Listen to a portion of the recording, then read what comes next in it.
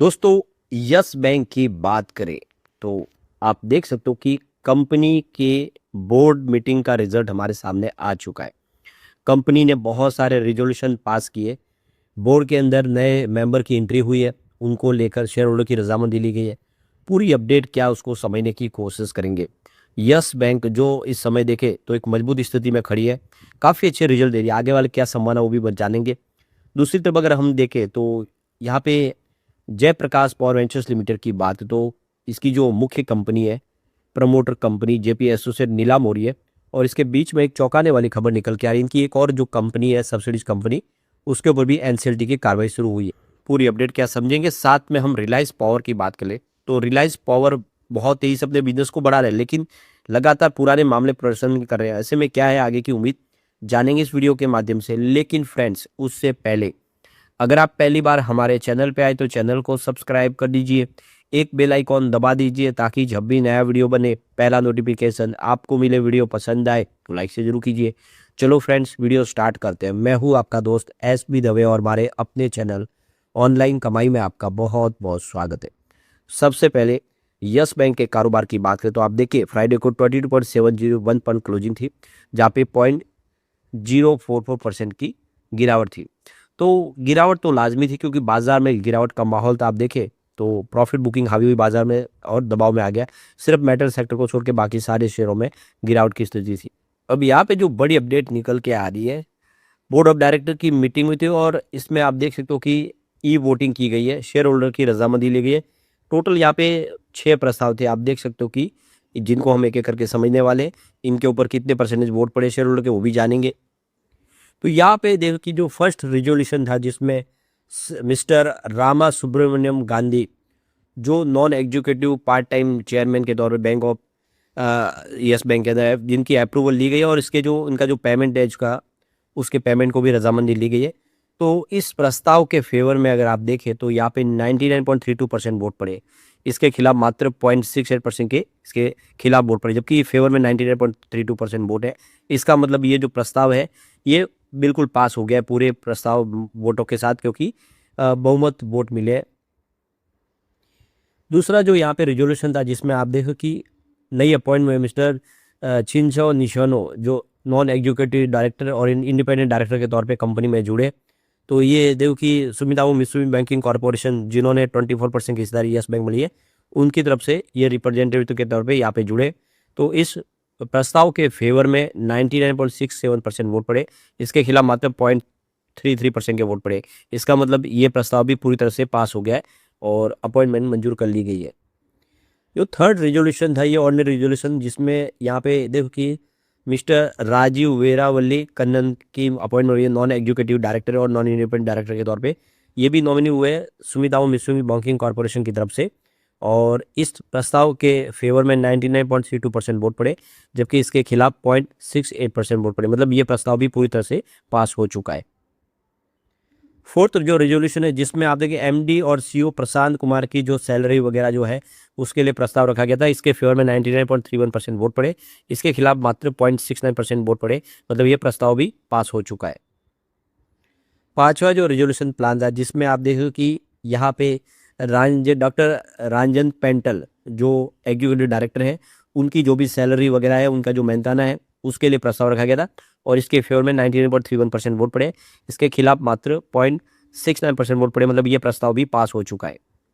और जो छठा अंतिम प्रस्ताव था जिसमें आप देख सकते हो कि मिस्टर मनीष जैन की जो उनकी जो मेहनताना उसका पारिश्रमिक और जो सैलरी है वो उसके लिए प्रस्ताव रखा गया था ऑर्डिनरी रेजोल्यूशन के माध्यम से, जिसको 99.30% वोट से पास कर लिया गया है। मात्र 0.70% इसके खिलाफ वोट पड़े। मतलब पूरे बहुमत के साथ ये प्रस्ताव भी पास हो गया है। तो अब देख सकते हो कि नया बोर्ड तैयार हो चुका है, शानदार तरीके से फैसले लिए जाएंगे और आने वाले समय यस बैंक यहाँ से अब बेहतर करता हुआ दिखाई देगा। अब यहाँ पे हम रिलायंस पावर की बात कर ले तो देख सकते हो कि फ्राइडे को 45.15 पर क्लोजिंग थी, जहाँ पे 0.16% की तेजी देखने को मिली।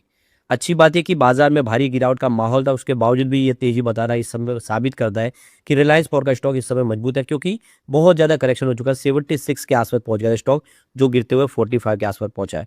ऐसे में उम्मीद है कि यहाँ से अब फिर बेहतर करता हुआ दिखाई देगा रिलायंस पावर।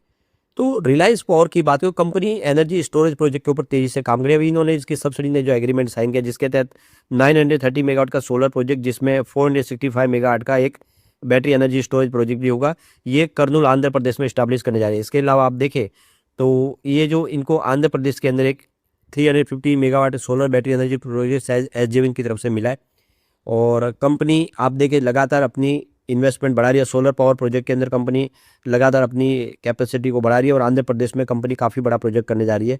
सोलर मॉड्यूल का निर्माण करेगी आंध्र प्रदेश में। तो कंपनी का अब पोर्टफोलियो तेज़ी से बढ़ रहा है। इसके अलावा देखें तो कंपनी ग्रीन हाइड्रोजन के ऊपर फोकस करी है। आने वाले समय आप देख सकते हो कि ग्रीन हाइड्रोजन देश का नया फ्यूल है, जिसके अंदर मौके की तलाश में रिलायंस पावर। इसके अलावा कंपनी स्मार्ट ग्रिड टेक्नोलॉजी के ऊपर भी काम कर रही है। तो ये सारी बातें कि रिलायंस पावर को ऊपर लेके जा सकती है। इसके अलावा कंपनी अपने थर्मल पावर प्लांट की कैपेसिटी को अपग्रेड करने में ध्यान दे रही है। तो ये देख सकते हो कि कंपनी इस समय पावर प्लांट में देख सकते हो कि जो भी लगातार जो बिजली की खपत है उसको पूरा करने के लिए पावर प्लांट की आवश्यकता है, तो वो अपग्रेड कर रही है नई टेक्नोलॉजी, ताकि जो उसका जो एमिशन है उसको कम किया जाए। जितना भी पोल्यूशन है उसको कम करने की कोशिश करें नई टेक्नोलॉजी के माध्यम से, ताकि थर्मल पावर प्लांट आगे भी अच्छे से काम कर पाए। और कंपनी लगातार अपनी फाइनेंशियल स्ट्रेटेजी के तहत नए इन्वेस्टमेंट की तलाश में बोर्ड ऑफ डायरेक्टर की तरफ से जो अप्रूवल दिया है, करीब 90 बिलियन रुपीज़ का नया निवेश लाया जाएगा इक्विटी और डेट इंस्ट्रूमेंट के माध्यम से, जिससे हम समझ सकते हो कि आने वाले समय रिलायंस पावर के प्रोजेक्ट और तेज़ी से बढ़ते हुए दिखाई देंगे। अब ये नया जो शेयर होल्डिंग पैटर्न निकल के आया है सितंबर का, वो काफ़ी शानदार है। आप देख सकते हो कि यहाँ पे प्रमोटर की होल्डिंग तो अनचेंज है। आप देखिए 24.98% के आसपास, जो पिछले क्वार्टर में भी थी। और जून क्वार्टर में एफआई का निवेश बढ़ गया। आप देखिए 12.93% होल्डिंग थी जून में, जो सितंबर में 13.09% हो चुके हैं। यानी एफआई ने इन्वेस्टमेंट को बढ़ाया, इस गिरावट का फायदा उठाया। इसके अलावा डीआई ने भी निवेश बढ़ाया। 3.61% की होल्डिंग थी जून क्वार्टर में, जो सितंबर में 3.75% हो चुकी है। होल्डिंग घटी वो है जनरल पब्लिक की 58.4% होल्डिंग थी, जो घट के 58.18% के आसपास है। यही सारे है कि आने वाले इसमें रिलायंस पावर बेहतर कर सकता है। अब जयप्रकाश पावर वेंचर्स लिमिटेड की बात करें तो आप देखिए 17.95 पर क्लोजिंग थी, जहाँ पे 0.22% की गिरावट देखने को मिली। तो दबाव थी बाजार में, उसका असर देखने को मिला। अब यहाँ पे देखिए जयप्रकाश पावर वेंचर्स लिमिटेड की जो प्रमोटर कंपनी है जेपीएस, उसके अधिग्रहण के लिए सीसीआई का अप्रूवल मिल गया है वेदांता को। 17,000 करोड़ में जयप्रकाश एसोसिएट के लिए बोली लगाई वेदांता ग्रुप ने। और आप देख सकते हो कि ये सबसे बड़ी बोली है। अदानी ग्रुप की तरफ से 12,600 करोड़ की बोली लगाई गई थी। और आप देख सकते हो कि ये आने वाले समय जो 55,371 करोड़ का कर्ज है, उसके लिए कंपनी नीलाम हो रही है। और जल्द ही नया एक प्रमोटर कंपनी को मिल सकता है, एक नया मालिक मिल सकता है, और वो ही जो है जेपी पावर का भी मालिक बनेगा, अगर वो और एक्स्ट्रा जो स्टेक है बाजार की जो बिकने जा रही है वो खरीद ले तो। इसके बीच में एक बड़ी अपडेट और निकल के आ रही है। एनसीएलटी की तरफ से एक इंसॉल्वेंसी ऑर्डर पास किया गया है भिलाई जेपी सीमेंट के खिलाफ। तो ये जेपी एसोसिएट की सब्सिडीज कंपनी है। तो ये देख सकते हो कि नेशनल कंपनी लॉ ट्रिब्यूनल की तरफ से देख सकते हो कि इंसॉल्वेंसी प्रक्रिया शुरू करने का आदेश दिया गया भिलाई जेपी सीमेंट के ऊपर, जो सब्सिडीज कंपनी है जेपी एसोसिएट की। इन्होंने 45 करोड़ रुपीज़ का जो पेमेंट था उसको डिफ़ॉल्ट कर गए। तो ये देखो कि कोल सप्लायर्स जो थे उनके उन्होंने जो पेमेंट दी इनको चुकाना था, लेकिन वो चुका नहीं पाए, और इसीलिए उनको एनसीएलटी के तहत इसके ऊपर कार्रवाई की गई। तो कटक बेंच ने एनसीएलटी की कार्रवाई शुरू कर दी है, और आप देख सकते हो कि जल्द ये कंपनी भी इनकी नीलाम होगी। तो यहाँ पे देखो कि एनसीएलटी की तरफ से यहाँ पे इंटरिम रिजोल्यूशन प्रोफेशनल को भी अपॉइंट कर दिया गया है, और कंपनी का जो बोर्ड था उसको सस्पेंड कर दिया गया है। तो अब सारे फैसले हैं वो एनसीएलटी के द्वारा लिए जाएंगे, और ऐसे में हम समझ सकते हैं कि आने वाला जो समय है वो अब एक फैसले की घड़ी है।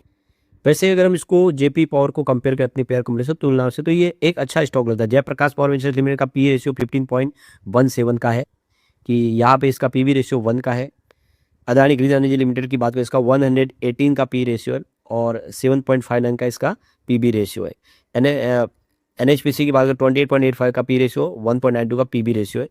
और एनटीपीसी ग्रीन एनर्जी का 178 का पी रेशियो है, और 4.57 का पीबी रेशियो है। तो ये क्लियरली देखो कि इस लिस्ट में आपको सबसे फेयर वैल्यू पे जेपी पावर ही दिखाई देगा। ऐसे में उम्मीद है कि आने वाले समय जेपी पावर बेहतर कर पाएगा। लेकिन फ्रेंड्स, कोई भी इन्वेस्टमेंट करने से पहले अपने फाइनेंशियल एडवाइजर से एडवाइस ले ले, या अपना खुद का रिसर्च करें, क्योंकि मैंने वीडियो आपके एजुकेशनल पर्पज के लिए ही बनाया। वीडियो पसंद आए तो लाइक से जरूर कीजिए और चैनल को सब्सक्राइब कर दीजिए। Thank you friends.